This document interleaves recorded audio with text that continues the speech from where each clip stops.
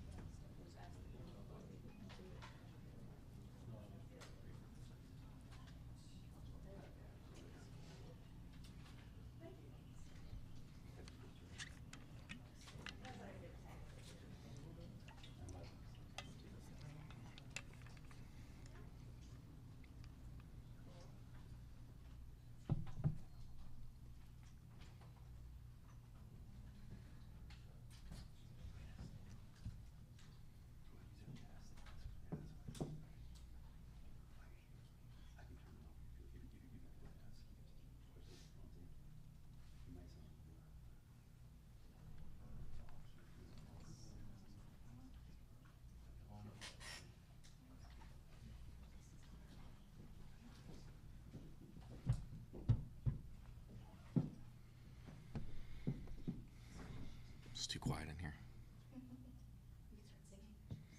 What would you like to hear? I take requests.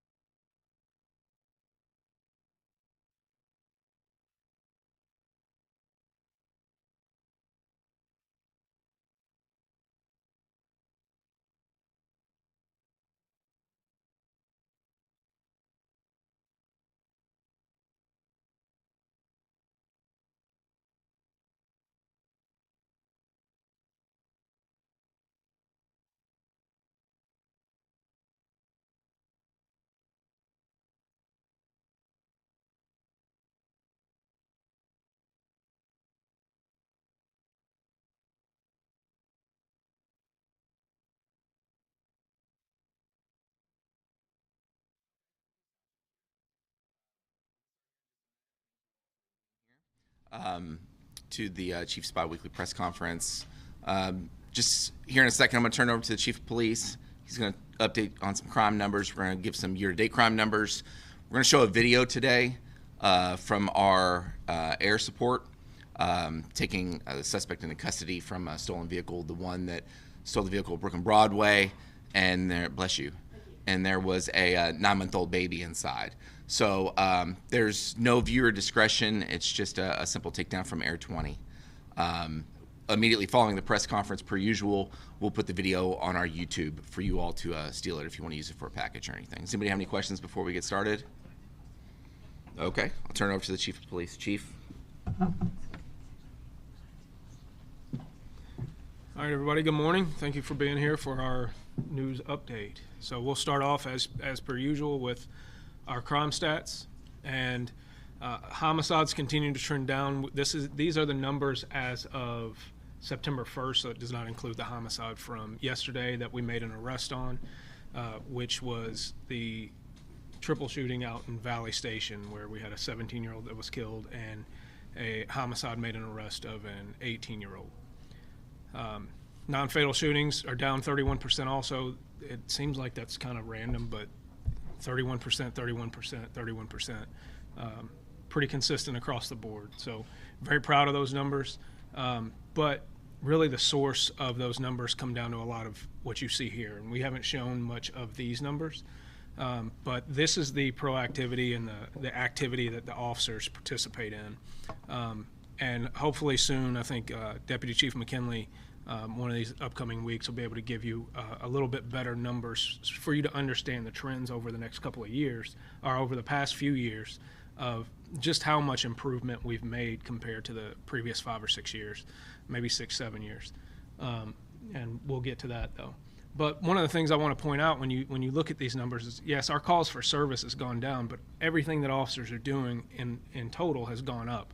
So that, in combination with the community's input and the community's just lack of tolerance for the spike in crime that we'd had over the past 5 years, has led to those improvements in those numbers that you've seen when it comes to our violent crime numbers and even our property crime numbers being down. So very proud of the work that the officers of LMPD are doing, and the cooperation that we have with the community ongoing, and that is something that we need to continue to build on. So thank you to everyone for that work.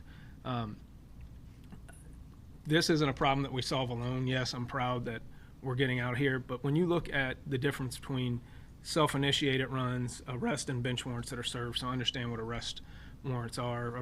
Those are issued by the court. Either somebody's committed a crime and somebody's sworn that warrant out, or they've already had something adjudicated and they've failed to show back up for court or for sentencing. So that's officers going out there and locking those people up.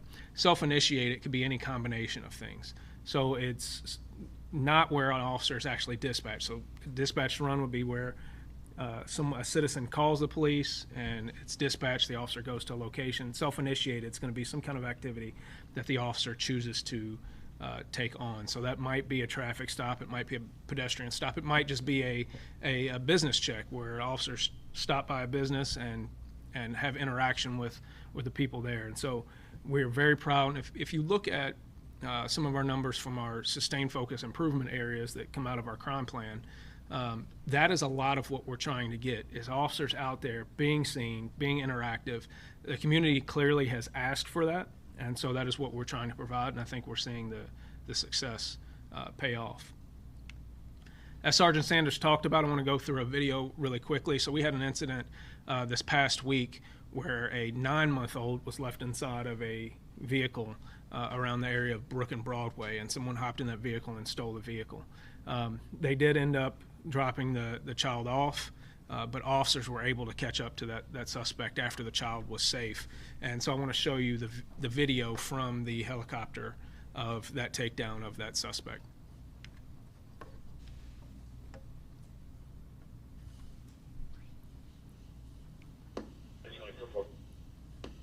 South on 27. Coming up on 27. No, he turned south. He's coming up on Ollie at 27. Coming up on Ollie at 27. Just keep eyes on it. Hopefully those grabblers aren't too far out. What's their ETA? Guys, he's stopped right here. Just take it. Once that be stopped, yes, take it.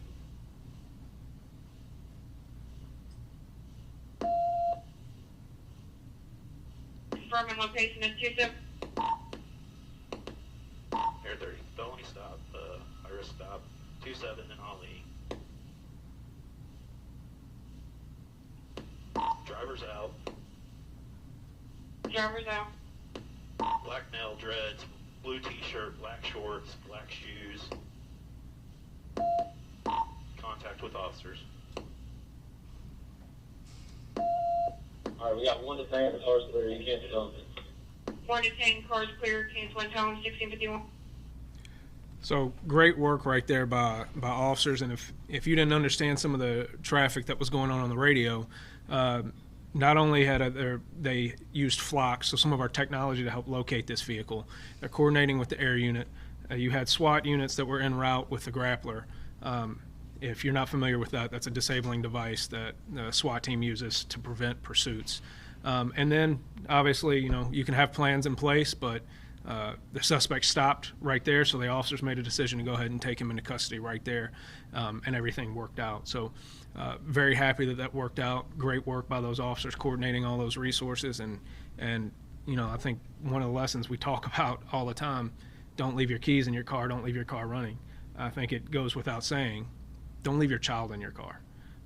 It's bad enough to leave your car running or your keys in your car, but to leave your child in the car is not something that's safe to do. And so we would ask that people pay attention to stuff like that. One of the things I want to highlight here is some of the recruit training. We take a lot of the stuff that we do for granted just because it's normal to us. And it was pointed out that most people don't know about one of these aspects of our recruit training academy. And so they go through a couple of days of what we call practicals. And these are mock runs that they're dispatched on. So they're teamed up with an actual training officer. They're dispatched on scenarios, and they go and they act out these scenarios. This is towards the end of their training academy period. Well, subsequent to that, what our legal department does is they go through mock court with them. So they take the product that was produced from those training scenarios, and we have lawyers that act as defense attorneys, prosecuting attorneys, and judges, and they go actually down to the courthouse and they act out, or they go through a mock trial and a mock hearing on the cases that they just picked up during those practical exercises. So it's a really, really good training tool for us, something that is really valuable, and wanted to bring that to the attention of the public. These are the things that we're doing to try to make sure that our recruits come out here with the tools and the skills to serve the public very well. And then lastly, we have some big events coming up, and so I was told that I was supposed to talk about this in a very entertaining way, so I'll read it to you so that you understand how fun this is. Big couple of weeks ahead. Bourbon and Beyond kicks off at the fairgrounds next Thursday, then Louder Than Life the following week. These two festivals draw about 400,000 people, so there's a chance for us to showcase our city, cool people like Ringo Starr and Cypress Hill. This is one of the best times in Louisville.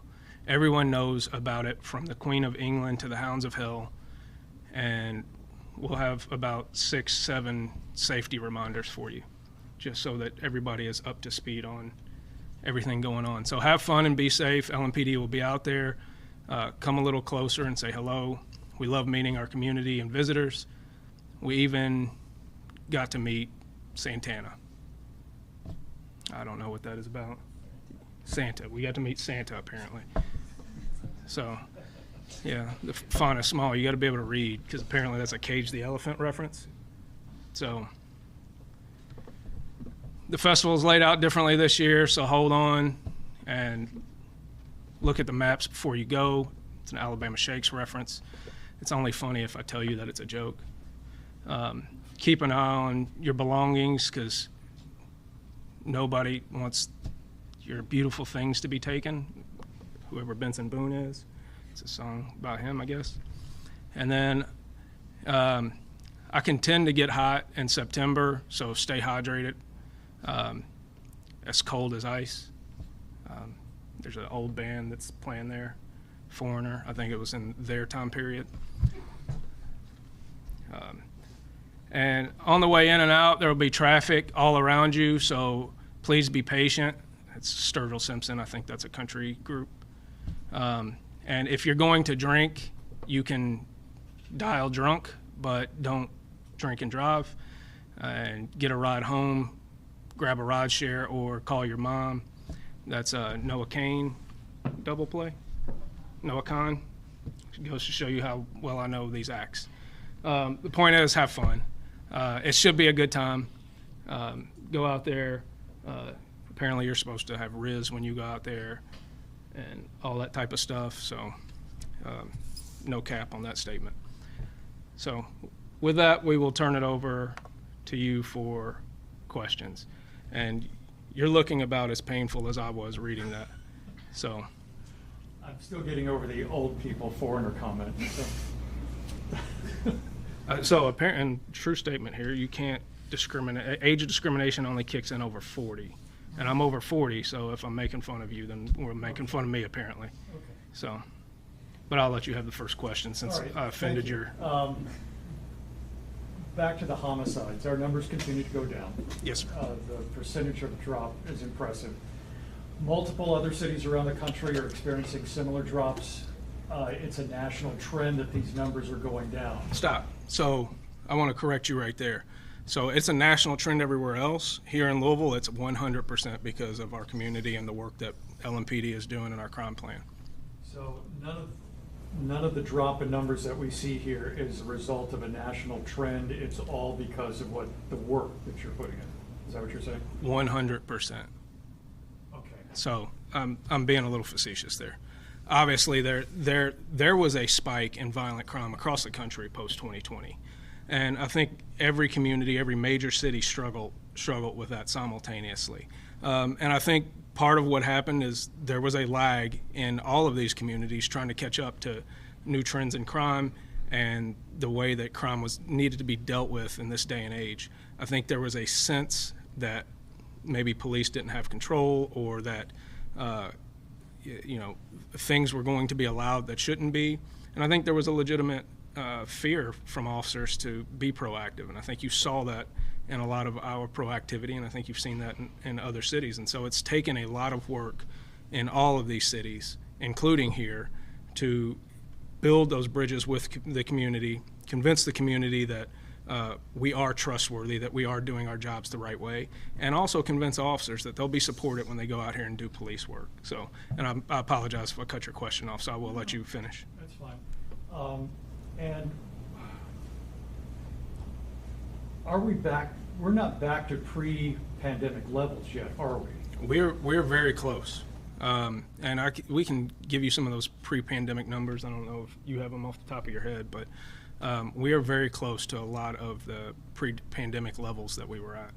So I guess my question is, what will it take to get us back to sustained pre-pandemic numbers, and perhaps even further back beyond the triple-digit homicide numbers sustained? No, 100%. So the question is, what's it going to take to get us back and sustain in those pre-pandemic levels? And I think what you've seen over the course of the last year or so is exactly what we need to continue doing. It's a combination of work in the community to build trust, build relationships, encourage people to cooperate and communicate with us, as well as that proactive police work. So when you see those numbers going up in that proactive police work, like I said, that's not just enforcement work, but we need officers who are willing to go out here and do that enforcement work, but we also need officers that are willing to just go out here and be visible and make contacts and do the work that we need them to do. And so I think it's a combination of both of those things, of keeping that effort sustained, keeping your foot on the gas. There is no finish line for us. I think in a lot of businesses, a lot of organizations, you have a season, you have a budget cycle, you have a goal at the end of the year. That's not really the way it works for us. There is no end. We can have an improvement today, and we need to keep our foot on the gas for tomorrow. And so that's our plan here, and continue to look for innovative ways to improve what we're doing. The music festival, you guys are not the primary security, is that correct? Just support? Correct. So the question was about security out at Bourbon and Beyond and Louder Than Life. So that is on state property, and the promoter contracts with private security for inside the venue. We handle traffic externally, and then we provide some specialty resources that you can't just hire out for, so to increase the security. So your officers will be on the grounds? There will not be LMPD officers that are on duty for LMPD inside the grounds, except for some of our specialty units that will be providing some extra layers of support. And back to the homicide, any new progress on the 10th and Chestnut case? The question was any new progress on the 10th and Chestnut case. There's nothing new that we are able to disclose right now at this time. So. Speaking of pre-pandemic levels, does it seem, or do you know if the youth violence that we're seeing now is more spiked than pre-pandemic levels? And can you speak specifically to the triple shooting in Valley Station where, a juvenile was shot and killed? Okay, so the question was the pre-pandemic spike, or the post-pandemic spike in crime, and particularly related to juvenile crime. And so what you saw was a delayed spike in juvenile crime. And our crime as far as juveniles is going down. It is not going down at the same pace as overall violent crime. So while we might be down 30% or so in general non-fatal shootings, we are going down in those juvenile numbers, but not at that same pace. So we're sticking a little bit closer to those numbers. And then what was the other? Yesterday's Valley Station shooting where the team was shot and killed. Right. So what we know is that a group of people arrived at the location out in Valley Station, and some sort of conflict took place that we're still trying to sort out what was over. There was an exchange of gunfire, and it seems like people on both sides of this shootout got shot, and we've been able to identify, we think, everybody involved, and subsequently we were able to make an arrest of a subject that was shot during that gunfight and charge him with the homicide of the 17-year-old victim. And that was an adult that was charged with that homicide. Are there any updates to the shooting and car crash that happened last Thursday on I-65 near Grade Lane? Right. So the question about updates to the shooting is 65 in Great Lane, and I don't have any definitive updates for you right now. Is there an update with the DUI crash that happened a couple days ago? Any updated condition of the mother and her infant? No, the question about the DUI fatal accident, where we made an arrest and charged that person with the DUI accident. As of right now, the mother and the other child are still in the hospital, is last to my knowledge, and we will continue with the prosecution of that subject when it's appropriate. Speaking of that case, we know that the kids weren't in seatbelts and car seats and things like that. Is there a statement that you'd like to put out on that angle of safety? So the question was about the kids not being in seatbelts or appropriately seated or secured in the vehicle. This is why it's a law, right? We want to make sure that everybody is kept safe, but let's not detract from the fact that there was somebody who chose to drink, chose to get behind the wheel of a car, and ultimately killed this girl and just destroyed this family. And ultimately, the fault lies with that person who, we have all of these options to be able to get home safely, but he made the choice to get behind the wheel of a car and drive and kill someone, and he's going to face justice for that. Can you speak to why no charges were brought against the parents in the Brandon Conley case where a baby was in the backseat of the car that he stole? Why no charges were brought against whom? Parents. Oh, so the question was the mother who left the child in the car. So we're letting division detectives handle that, and they will consult everything with the Commonwealth if there are any other charging decisions that come out of that. I would hope, and I think one of you interviewed that mother, but I would expect that mother definitely learned her lesson that day, and we'll let the consultation between the detectives and the Commonwealth determine if there's anything else that's done there. One more thing for me, if you're able to address, because a few of our outlets have been tagged in this post of this woman claiming that we're not doing our jobs and y'all aren't doing our jobs when it comes to, I guess, 10 people rescued from a sex trafficking ring in a West Louisville home. Do you know anything about that and address that? Right. So apparently there was a post that went a bit viral yesterday about missing persons involved in some kind of sex trafficking. And we've followed up with our missing persons unit because obviously that got to us as well, and there seems to be no validity to that statement. I don't know where that woman got that information from, but we have nothing to that validates that that's the case.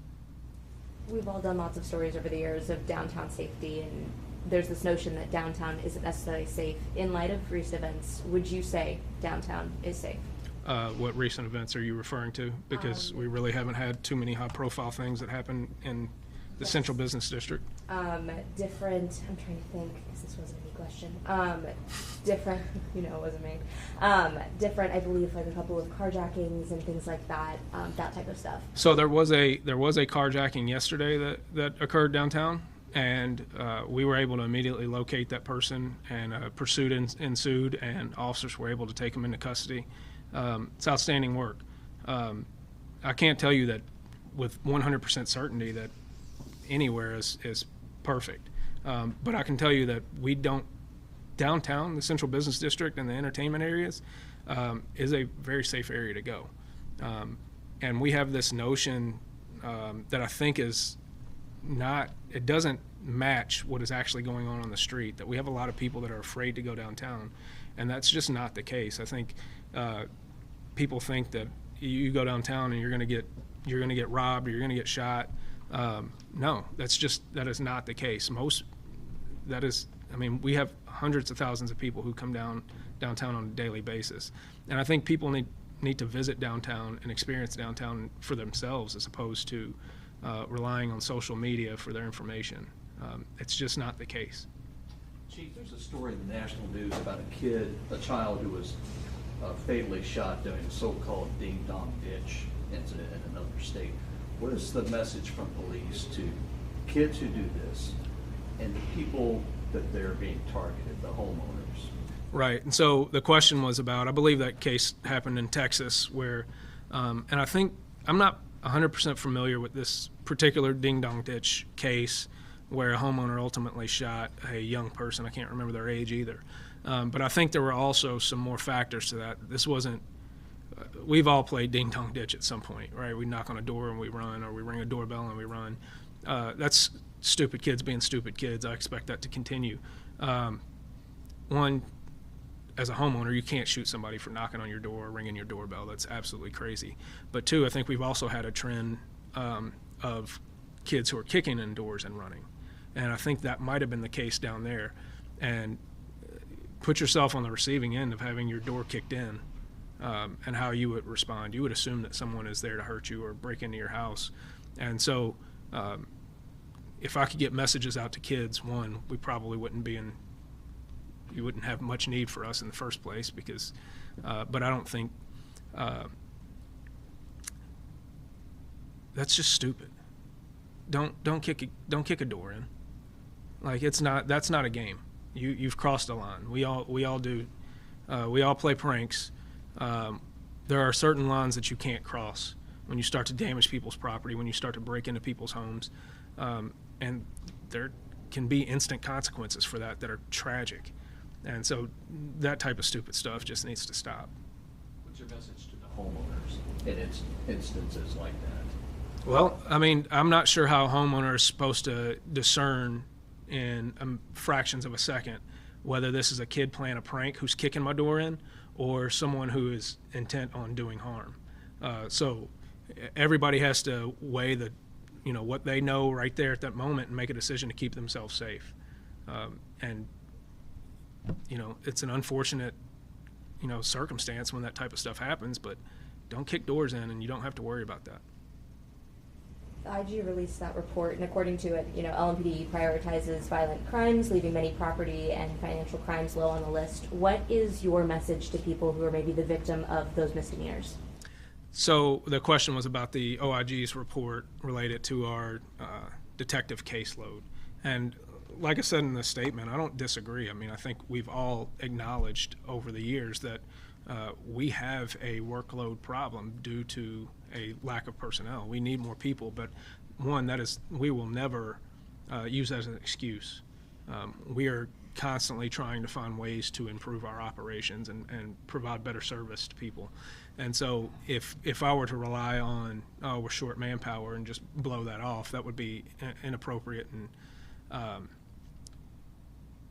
so some of the things that we're doing is we've just recently hired some civilians, investigators to come back as detectives within some of these detective units to try to pilot that, to work on a lot of those misdemeanor cases and work on some of those property crime cases that unfortunately don't always get prioritized.